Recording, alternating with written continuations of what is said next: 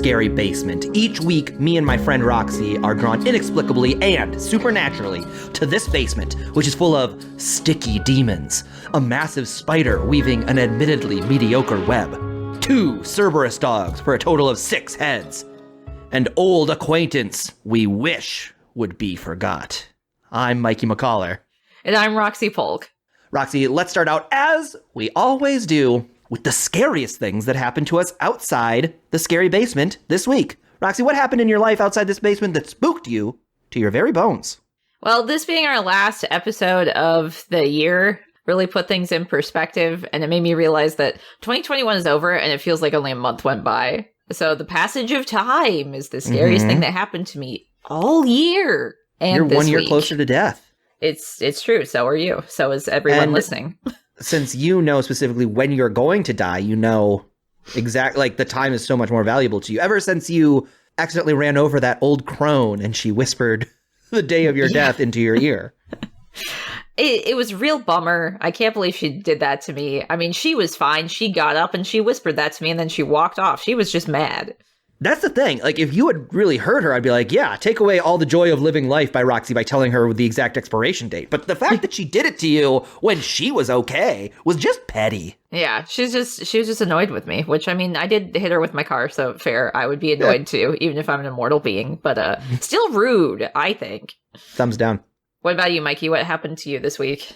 Roxy, I came this close, and I am holding my thumb and forefinger very close together. Yes, it's very tiny. Small space. Taking my Xbox One and putting it in my car and driving to GameStop and selling it in hopes of getting an Xbox Series S. Oh, okay. I was like, why would you get rid of your Xbox, Mikey? But like, you're doing it to upgrade. Gotcha. Well, I was going to upgrade because I was like, I want to play this new Halo. Uh-huh. But like, Xboxes are hard to find right now. So I was like, I'll just sell it. And then whenever I find one, I'll get it. But I was like, yo, I can play the new Halo on my Xbox One. Somehow I just like didn't realize that. Yeah, that's what I thought. Also, so confused. It was stupid and it was scary. And I had my Xbox just unplugged sitting on my desk for like a week. I finally loaded it up, took it in, and then I was like, what am I doing? And I just drove home and hooked it up and played Halo. Well, there you go. Well, it sounds like it's overall a good thing for you this week. So you made something good out of something bad? Unfortunately, the old crone did tell me exactly when my Xbox will die. Did you, like, hit her with your Xbox on your way to GameStop? Yeah, like how in pro wrestling, how they, like, hit them with the championship belt. I just, like, held the Xbox and leapt at her with it. Testament to how hardy it is. It did not break and allowed you to play Halo after that. So I think maybe this is the one. Maybe you should keep it, Mikey. Yeah, but the save file does have the name of the old crone. It's been named so she's going to get crone. all of your achievements. Yeah. She's going to get all your achievements, Mikey. That sucks. I'm not stoked about it. Oh boy, here he is, the demon bot. It's the lightning. He's here. Mikey and Roxy, you were tasked with watching the 1968 film Rosemary's Baby, directed by Roman Polanski and starring Mia Farrow, John Cassavetes, and Ruth Gordon. Did you watch the film, or are your souls forfeit? Yep, I saw it. Yes, I did watch Rosemary's Baby. Good, then you may keep your souls. Hey, I bet this time he's gonna just let us keep it for good, right? It's New I love Year's, your optimism, Mikey. fresh start. Yeah. Yep. For now. Every year, it's always the same. Maybe he'll make a New Year's resolution this year, Mikey, to not do that anymore. Demonbot, I'm hoping that your New Year's resolution is to stop taking our souls. I can't stop doing something I haven't done yet. One of these days, I shall find a film that you are unable to review, and then I will claim your souls. We'll see. Okay. Roxy, we did have to watch Rosemary's Baby, a seminal film from, I think, 1966. I don't know. That's the year they mentioned in the movie.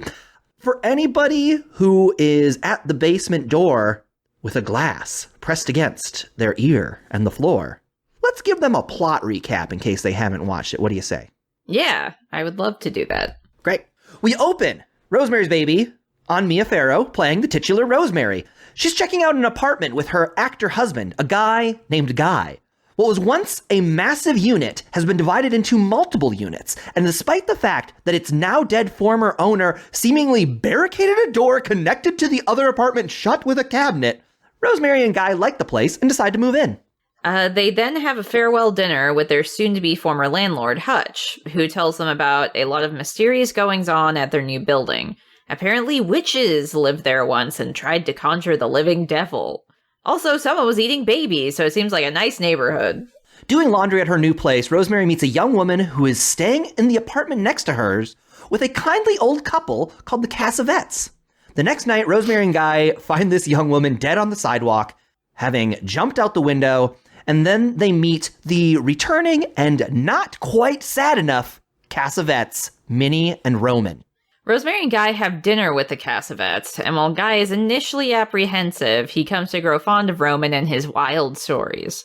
Soon, Guy is hanging out with Roman alone, while Minnie is constantly barging in on Rosemary, eventually giving her a devil orb necklace that smells really terrible. Later, Rosemary and Guy have dinner, only for Minnie to bring over a chocolate mousse for them both to enjoy. Or as she calls it, a chocolate mouse. She seems quirky. Rosemary eats just enough to not completely lose consciousness because goddamn is that chocolate mousse laced with something. Rosemary passes out and wakes up to find herself being banged by the devil. The next morning, Guy tries to explain that, no, she didn't have sex with the devil while she was unconscious. She had sex with him while he was unconscious. So that's a good explanation, you creep. Yeah, it's not great. Not even a little. Rosemary soon finds out that she's pregnant, and she's overjoyed about this. She tells Guy and the Cassavetes. They set her up with a doctor, Abe Saperstein, who prescribes Minnie to make Rosemary a weird drink every day for some reason. Like, that doesn't seem like doctor's orders. Most doctors do that, right? They're just like, oh, you know your friend? They're part of the treatment. Yeah, this random old neighbor that you didn't know until like a couple of days ago. Yeah, she's your doctor too now. That former landlord Hutch comes over to see Rosemary in her new apartment and finds the newly pregnant Rosemary looking quite ill.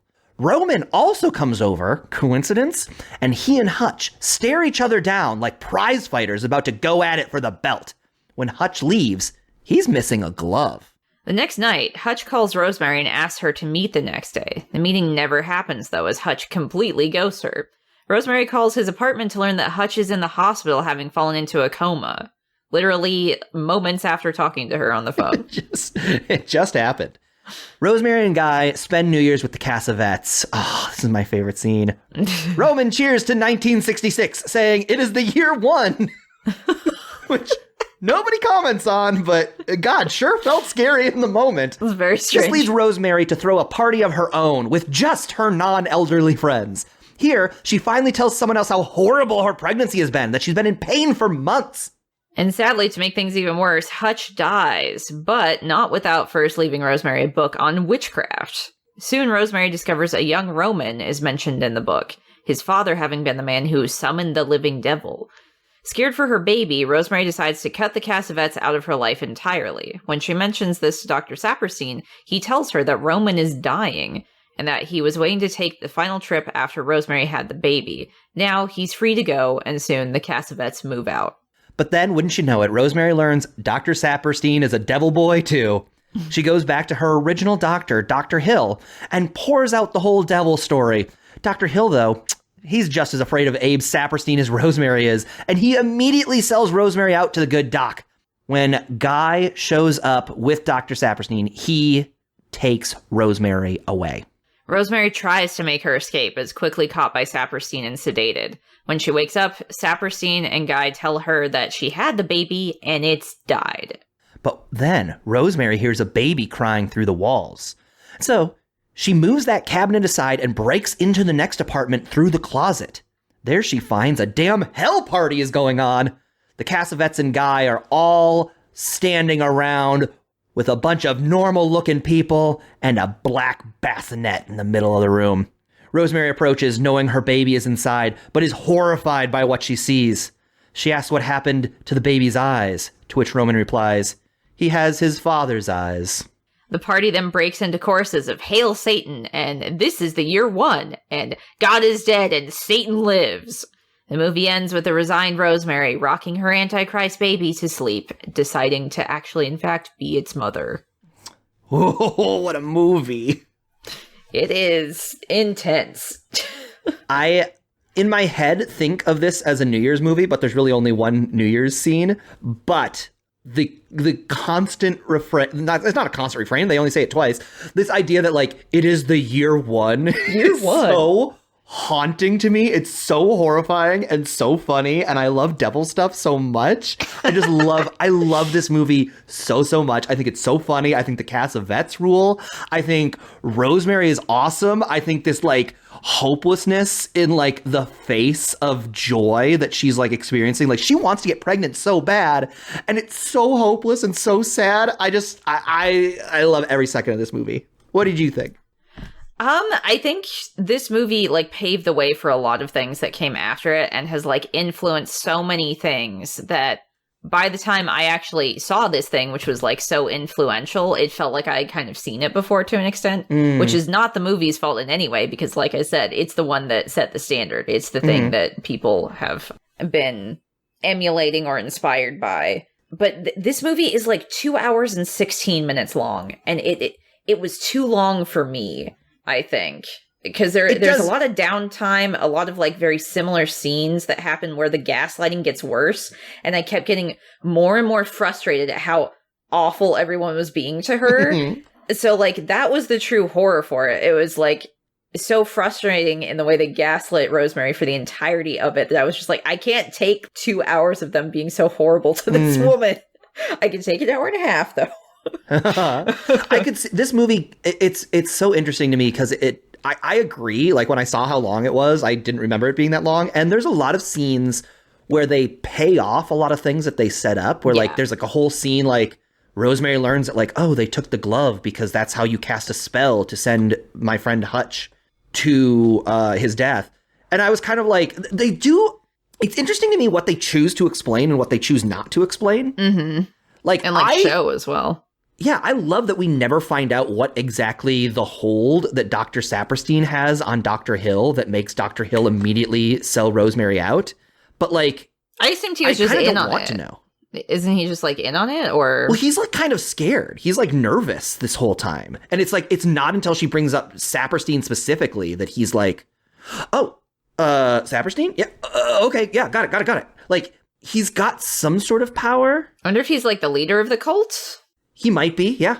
Because, like, I don't know if... So this is based on a book, and it's supposed to be, like, one of the best book adaptations into another, like, medium that there is, because apparently it's incredibly faithful to it.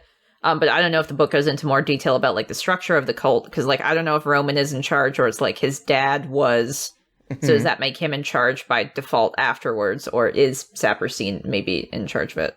And I don't know, I love that about this movie. I love how much is left to the imagination. Like, in the final scene, when she's in this hell party, and there's just, like, all these people that, like, we've never met before, but they, like, seem to be powerful and important, and they've all come to see the living devil reborn. It's so scary, and it's one of these, to me, it's the best example of, like, your brain can fill in these gaps. Yeah. And it's like, I guess that's why I'm kind of disappointed in, like, specifically the scenes where they, like, really explain a lot of the, like, why they took the glove and why the actor friend was blind. I was like, yeah, I kind of put that together. I know that they did it. Yeah. like Again, when Guy goes and starts meeting with Roman by himself and then the guy goes blind, it's like, I can put that together. Yeah.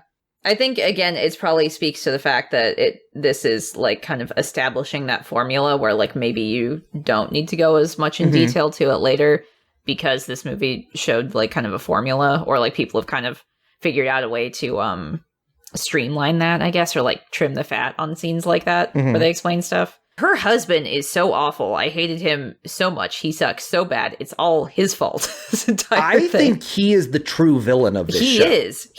This movie. Yeah, he chose his own selfish dream because he couldn't make it as an actor. He chose to sacrifice not only his wife, but their unborn child and any autonomy or choice she had in it whatsoever. Yep. He just made this decision. And every time she tries to go against him or whatever, he gets like so mad and petty. It's like, you're doing this to me. Like, don't do this to me. How dare you like be in pain for months and I don't listen to you and you try to do something about it or complain to your friends. Your friends are the bitches because they told you that it's valid that you shouldn't be in pain for months on end. It seems like your doctor's bad if that's happening.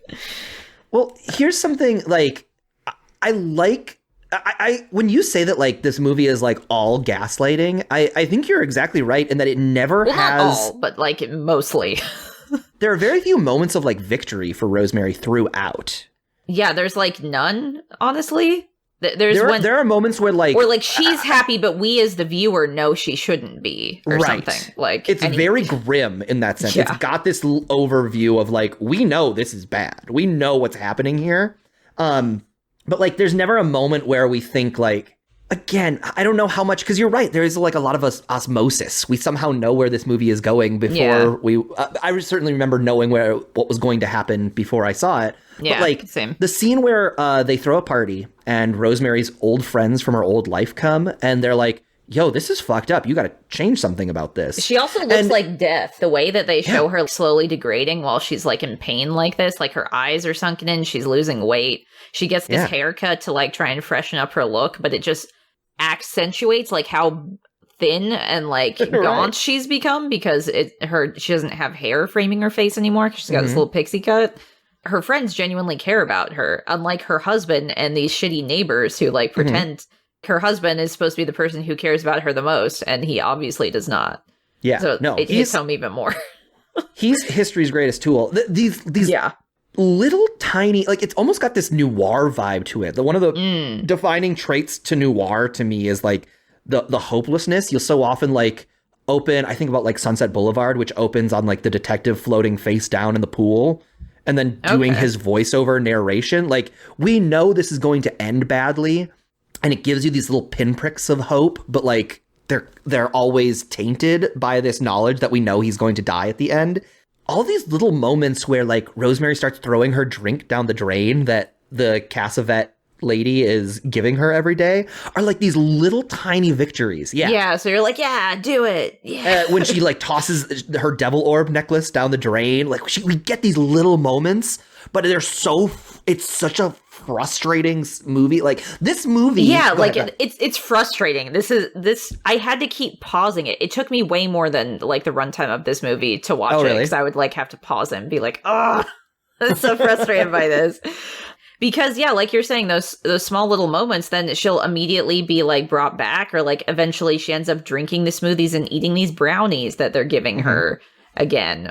You know, learning something about that little sachet thing and, like, what it's supposed to mean. She learns that it's bad. And then, you know, by the time she learns it, it's too late. She goes to the other doctor and he can't help you either because he's... I don't know, enthralled. Like, that's a good point. I just assumed that doctor was in on it the whole time as well. Like, this guy just has reach, but maybe he is just, oh shit, that guy's into, like, devil shit. I'm not gonna mess with him, so get this lady out of my office. Yeah. And I think the thing I love about this movie is how, like, full the world feels. It like, there are all these characters that we're hearing, like, in name only that exist out there, but, like, what's his name? Donald Baumgarten is the actor who goes blind. Oh, I feel like I get that character. Like I feel like he's talked about so little, but the details we get about him, and like Rosemary eventually calls him to ask if her husband stole anything from him. Yeah. And it was like the details we get about him. It's like, I know who that guy is. I like the Cassavets are just like, for me, the most joyful characters. They're so silly and like charming, but clearly evil. They're so evil. I love them with my whole heart. I love the Cassavets. I want to write a sitcom about the Cassavets where they just are constantly trying, like, they're like Wile E. Coyoteing, trying to get a woman pregnant with the living devil. And they just keep getting foiled every episode. Oh, it's so fun. This girl doesn't work out. That one doesn't work out. Oh, shit. Someone has discovered their dead bodies they keep in the basement. How are they going to get out of this one? So there's this scene also. I need to bring up this random lady who maybe she's supposed to be a midwife or something, who like towards the end she comes in and like she hates Rosemary and it feels like she should be the mother of the Antichrist. She's so snippy and passive aggressive and rude, especially after Rosemary thinks the baby's dead. Like, she's the one who's rocking the cradle too fast. And she's like, stop it. Laura Louise. Okay, I couldn't remember what her name was. She was just like, oh man, this character is making me so mad, because she's like petty and thinks that she is more deserving in that moment to like be rocking the kid. And then like the Cassavet, Roman, he's like, stop doing it, and like backs up Rosemary. And then the lady, as she's like leaving, she's like, well, okay. And like she sticks her tongue out at Rosemary as she walks away. And I was like, what is this? She's a child. That's what I mean, though. That's like such a perfect character, because like I know that character. I know that kind of woman. Yeah, she wants to feel important, and this was her moment to feel important, and she couldn't. And so she's going to take it out and be a petty asshole to everybody. This actually, I think this might be the way we split on a lot of movies, where there's a term in pro wrestling called kayfabe, where like, what's it mean? It's like a wrestling angle where a guy like punches you in the groin, like cheats to win, or like they say that like you're. Why can't I think of examples? I watch so much pro wrestling. It's like, I'm sorry, I wish I could help. When a bad guy comes out and is just like, Long Island, you guys are idiots, and the crowd boos. Like, yeah, he's doing the thing to make the crowd hate him. Yes, it's called kayfabe because you like keep that reality. And I think a lot of times when you watch a movie, you're like, I hate this character, and you're like, you're in on the kayfabe. You're like, yeah. You're on board, and you're just like, this character's evil, and I hate them. And I'm watching it, and I'm like, God, they're doing a really good job. Well, I mean, they are. I appreciate that. It's why it gets me so bad, because they're doing a good job at it. Like, that lady was hilarious, and I was like, why is she even here? But it, like, changes the tone of the scene while also, like, making it more goofy, but also more insidious that exists within the reality of the movie. Exactly. It's very disarming. I think that's why I love that movie. This movie feels, again, the world feels so full, because it's so easy to say that, like, the devil people would all be a certain devilish way. But what we actually get is that the devil people are as unique and individual as human beings themselves. And that is, like, really beautiful to me. And that is, like, a thing that speaks to me about stories, is finding out that these characters that should be archetypes and who maybe are introduced as archetypes are, in fact, so much more complex and beautiful and big than we think they would be. And I just like am so enamored that there's like so many different kinds of people in this final party. I'm so enamored by all the like allusions to the Pope at the beginning, like how much Roman hates him. I forgot about that. Yeah, the Pope is like a whole thing, how he's in town, and like Mary grew up Catholic, and I don't know if she's necessarily still practicing Catholic, but like as the devil is assaulting her. Yeah. Or is it a dream later? I can't remember. There's like several dreamlike sequences that kind of blend together in my memory. But like she dreams that the Pope is there and she's kissing his ring that is like the horrible orb necklace she's been given. Yeah. Well, also at some points in the dream, and also I feel like these dream sequences are the most realistic dream sequences I've ever seen. The way they're shot and edited feels like how transitions happen to me in dreams. Like when she's very claustrophobic also. Yes. No. Yeah. No, very much so. She's like, when she is in the midst of the like process of being raped by the devil and the cult, she goes downstairs to the lower deck, or she's like trapped in this enclosed space. Yeah. This is a weird thing. The only two black people in this movie, I believe, unless I missed them, was one black man in her dream who is steering the ship, and one black man who is driving the taxi to take her to that doctor. Oh, okay. Yeah. And the guy on the ship is like the elevator attendant in their building. He's the what? He's the elevator attendant in their building, so she's seen him in real life, and that's how he also manifests in the dream. Perfect. Okay, I didn't notice him there. That's exactly right, because then he is like the ferryman. Like, black people are the ones who are taking her to Hope, right? It's been the person who is like steering the ship, and then when she turns away from him and goes down, that's when darkness succumbs her. The elevator man is the one who like takes her up to the elevator, up to the apartment to like escape from Guy and Dr. Saperstein. And then also we have this black man who carries her in a taxi, theoretically to her last vestige of hope, this Dr. Hill. I don't know what that necessarily means, and I don't know that that means anything in particular, but like it's so it just makes this world feel so rich that there's like kind of this foreshadowing of the taxi driver in the ferryman in her dream. It feels like there's kind of these hints going on that what is going to happen has already happened. It just makes this world feel so textured. I like this movie a lot, Roxy. I'd say part of that is probably also a product of it being a movie from the 60s and being directed by a white man. Probably had something to do with the cast. Absolutely possible. We're not thinking about that whatsoever. And I mean, there is like that magical black character archetype that is not great, which he could be drawing on that. I mean, we haven't even talked about how shitty the director of this movie is. He's an absolute piece of shit. Yeah, no, he's a Roman Pulaski. Yeah, he's a huge trash man. Yeah. Child predator. Yeah. Allegedly. I don't know what the truth of this matter is. No, he ran away to France and lives there now because he can't be prosecuted. He's never coming back to America because of that. And he's been having a fine career over there making money. It's just unfortunate. All right. Good on him. Yeah. Not ideal. He did make one of my favorite movies of all time. This movie deals a lot with gaslighting, but it also, like, in its final moments, deals with the fact of, like, can you love your child even if it's, like, evil? Mm-hmm. Your child is literally the Antichrist. Are you going to stay? Rosemary gets that choice at the end. Like, yeah, is she going to... She can quit out of this. They got what they wanted. They got an Antichrist baby. But then they're also like, but do you want to be the mother to it? Yeah. And it's like, also, we never get to see this child. She just screams, like, what's wrong with its eyes? You never see it. And it's got like an upside down cross hanging above its mobile, or like as the mobile. It totally does. Which is just so funny. I think we're starting to get into this, the big idea of the movie. Yeah. Can I tell you what I was thinking the true horror of this movie was? Okay. I think it is the idea that we will never truly know another person. No matter how close we are and no matter how much we have built a life with them and built a relationship with them.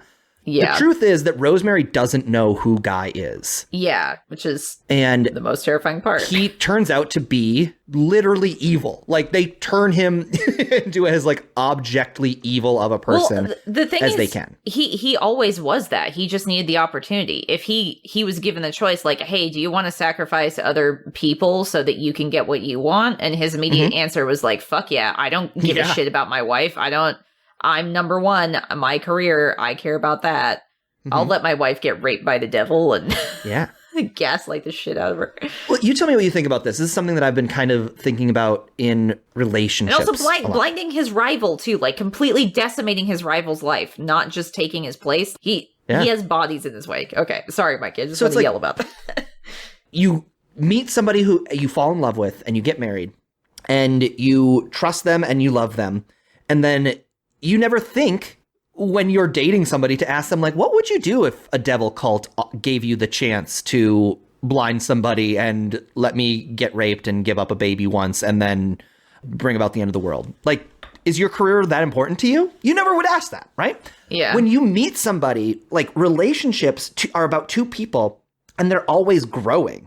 And you hope that you grow in the same direction. But I think what this movie keeps hitting at that makes me very afraid is this idea that Rosemary grew in one direction and Guy grew in another direction. I don't think it's a coincidence that both Catholicism, which was part of Rosemary's past life, and her friends, who we only meet as an example of her past life, are the things that are saving her. Yeah. As Rosemary, like, she could change, and she does. She decides ultimately at the end to change and shift course to go along with her objectively evil husband. Yeah. These two people grew in such different directions. Like, he harmed her in a number of ways and harmed other people. Yeah. And she had this baby with him. Like, she wanted so badly to be pregnant. And she even says to him, she wanted to be a mom. Yeah. Yes. She says to him right after Donald gets blinded, she says, like, it's totally reasonable for you to feel two ways about it. And it's like, that's gotta be how she's feeling in this pregnancy. She knows, I mean, she's first going through physical pain and then going through the emotional pain of being gaslit by this dude. But she wants a baby so bad, and we ultimately find out that she wants a baby so bad she is going to sacrifice any hint of morality. Well, just the rest of her life, yeah. Metaphorical. I think also it's because this is the 60s and it's product of her time. She doesn't have a career. She's just married to her husband. She's a housewife. She doesn't have anything tangibly that's her own except for this baby, I think, which is one of the reasons why it's literally the only thing she can grasp at. So if she doesn't have that, like, she doesn't have her life anymore. And I don't think she knows how she fits into a world without that structure. Yeah. So I think it's like that hopelessness where she can't really see that you could just leave this cult, go off on your own. You've got friends, you know, you've got probably your family that we don't really see, but we don't know that she has like a bad relationship with her parents or something. Yeah, we like, don't hear about them at all, huh? Yeah, they just made a joke about how like, oh, the neighbors are taking care of you better than your own parents because they're the ones giving her the the vitamin, curse vitamin drink every day and curse vitamin Rosemary brownie. is like power walking around. She's just like, let's fucking do coke and let's trade stocks. Yeah, and that's what energy drinks do to people. Exactly. That's what it does to me every day, Mikey. That's why I have to wait like an hour to record the podcast after I have one, because otherwise I'm just not going to shut up about stocks and how much you're you too need busy to trade trading them. stocks. Yeah. Give you insider trading tips. I have to stop myself before I do that. I'll get arrested.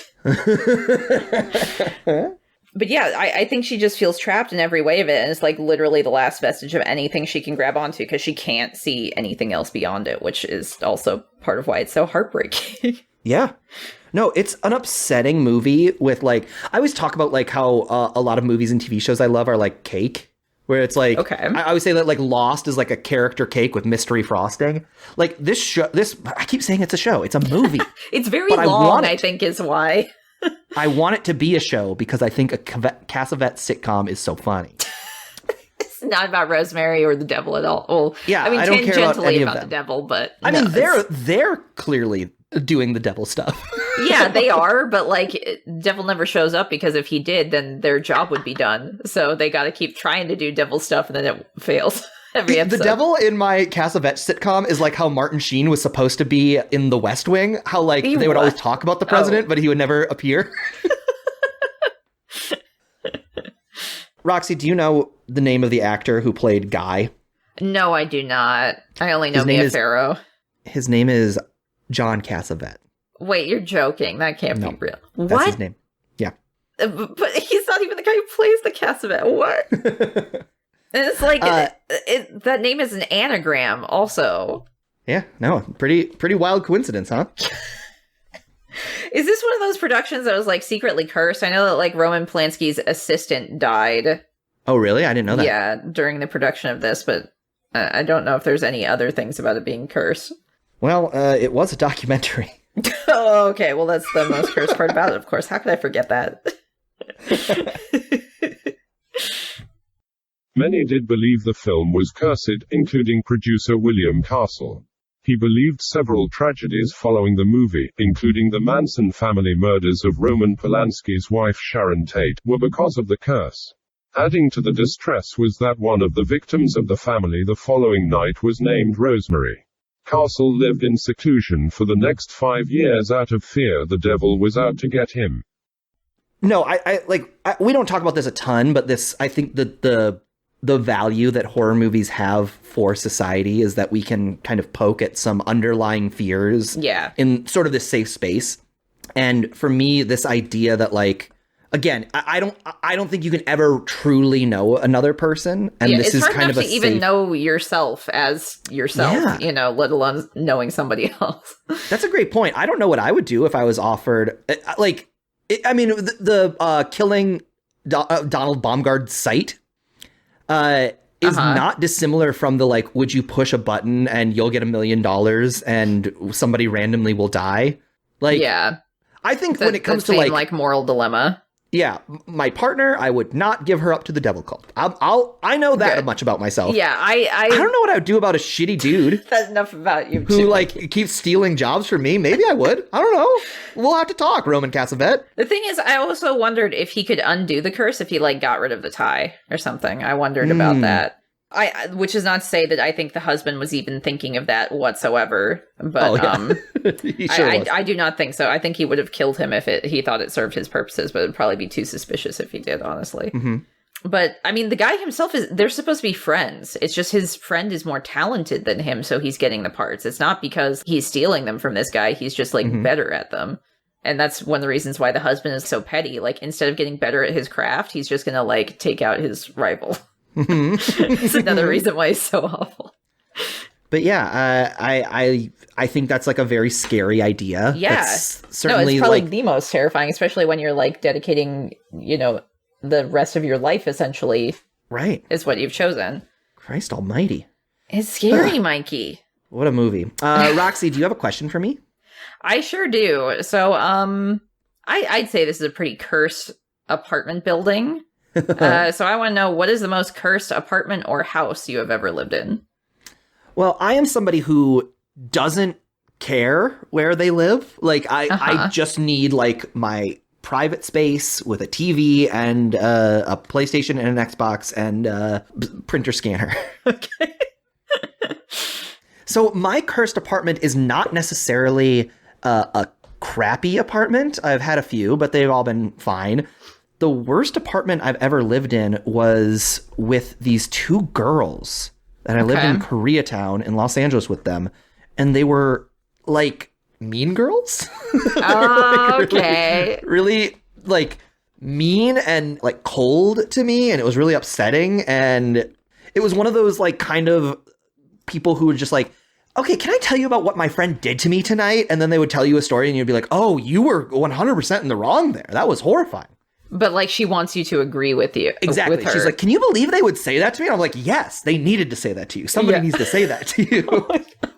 And I've always been, like, kind of into baking. And this was a girl who... I didn't know this about you. Yeah. Well, I mean, I stopped doing it for a long time. I had that's cool, though. A little phase where I was into baking, and I made cupcakes for a friend of mine's birthday party. And while I was living in this apartment...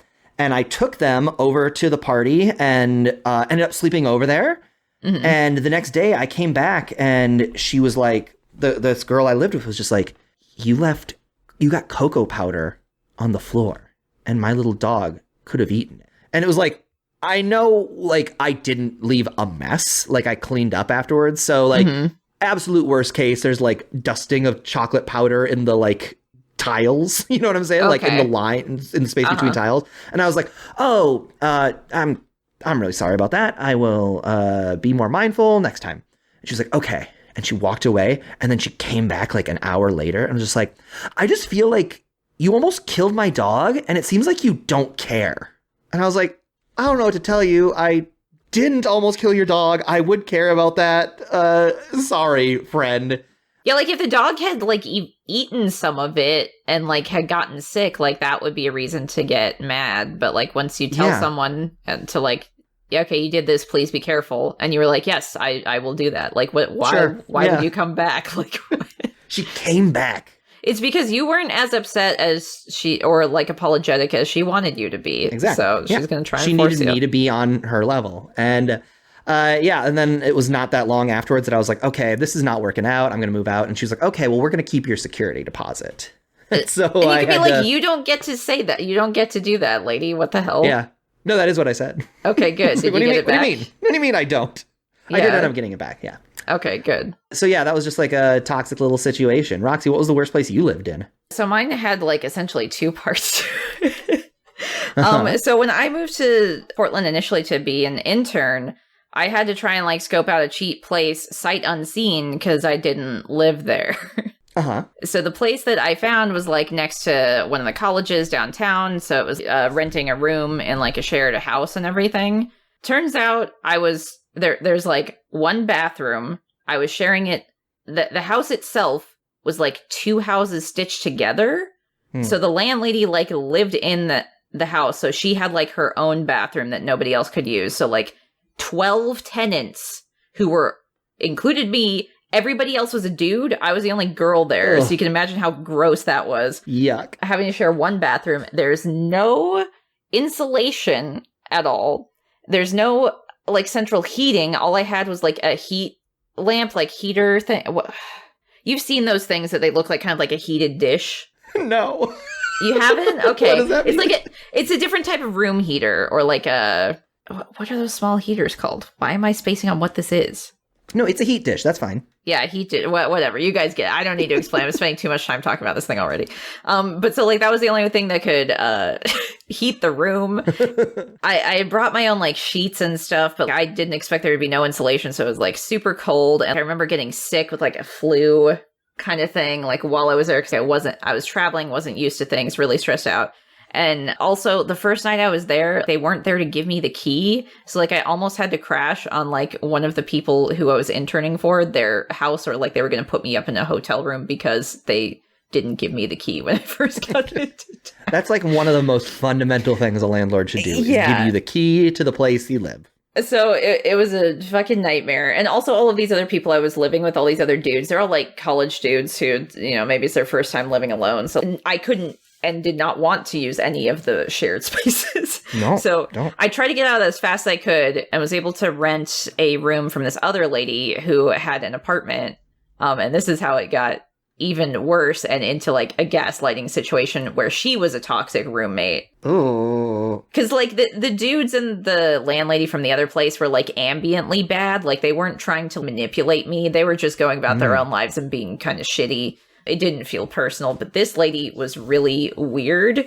And she started off like after I had taken the room and stuff, she was like, oh yeah, the person who stayed in that room before you died for like 5 minutes and then got brought back. They were a drug addict. Like, you don't do drugs, do you?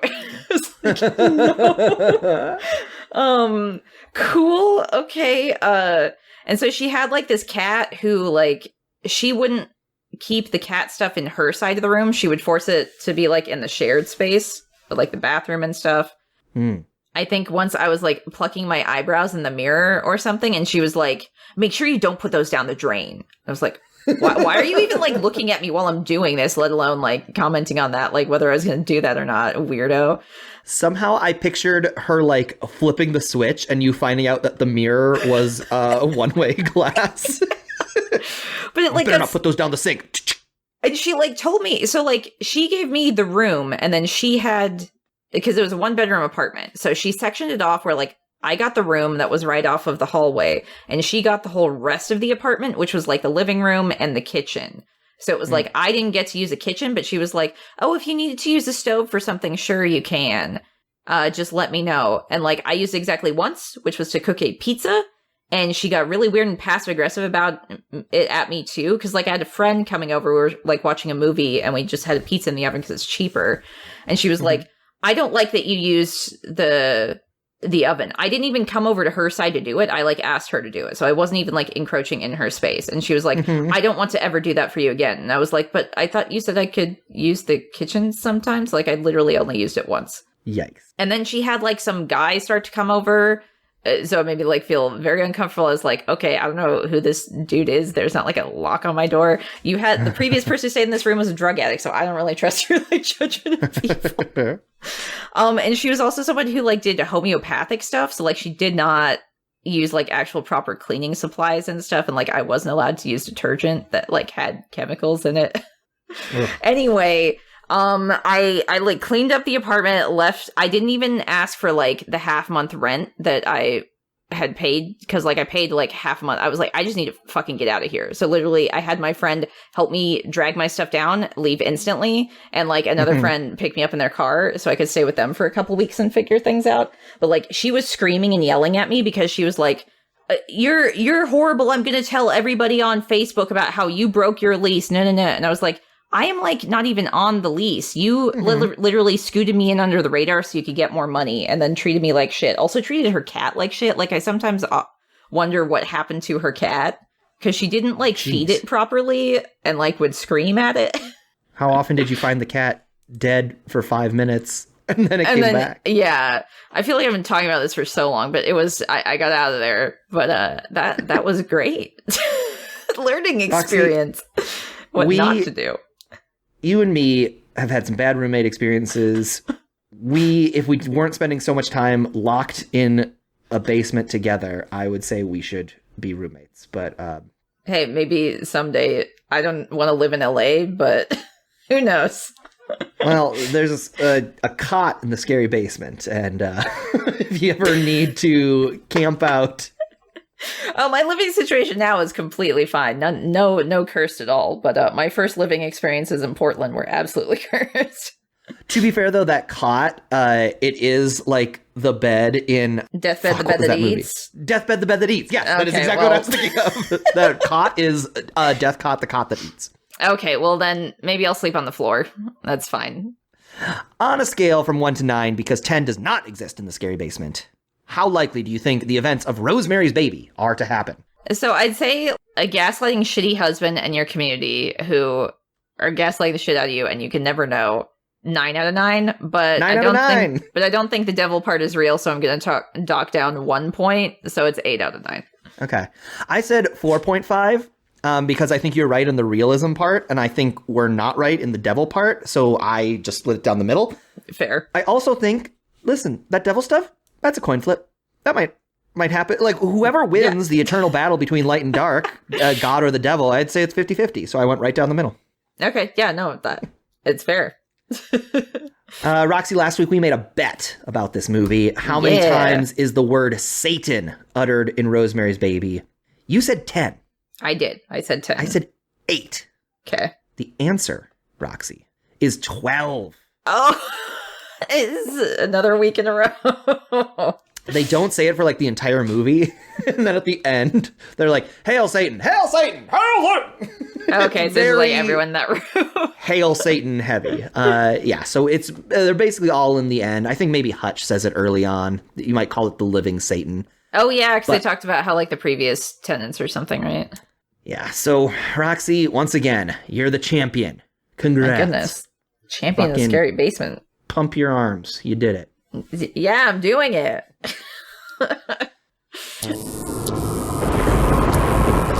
All right, here he is, the demon bot.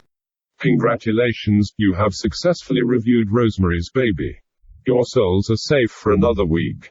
Next week, you must review the 1998 film The Faculty, directed by Robert Rodriguez and starring Jordana Brewster, Elijah Wood, and Josh Hartnett. If you do not, your souls will be forfeit and I shall claim your bodies as my own.